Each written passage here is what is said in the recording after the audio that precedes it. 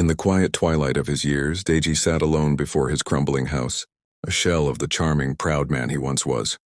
His gray hair caught the evening breeze, his trembling hands resting on knees that had grown weak with time. The clothes that once fit his confident frame now hung loose like memories that refused to stay.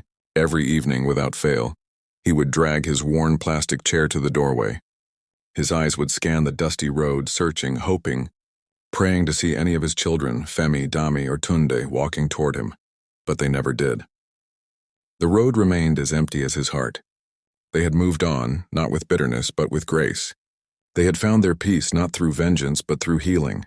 Yes, they had forgiven him, but the memories remained etched in their hearts, a chapter closed but never erased.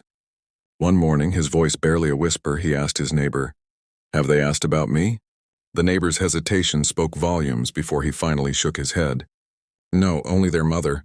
The irony was not lost on him when he heard his son's voice drifting from a distant television, speaking at an international conference. Success had found his children, but he couldn't share in their triumph. The world seemed to whisper around him, words soft but cutting like paper. You left them. Now they've left you. The truth settled deep in his bones, heavier than the weight of his years.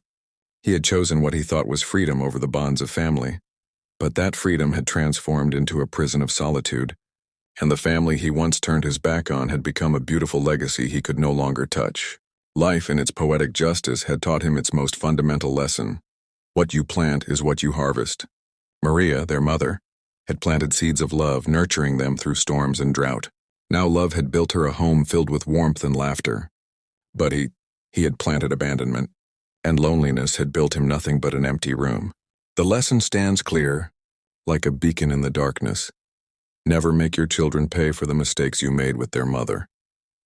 Because one day, when the dust settles and time has had its say, you'll realize that the freedom you chose was nothing but an illusion, and the price you paid was far too high.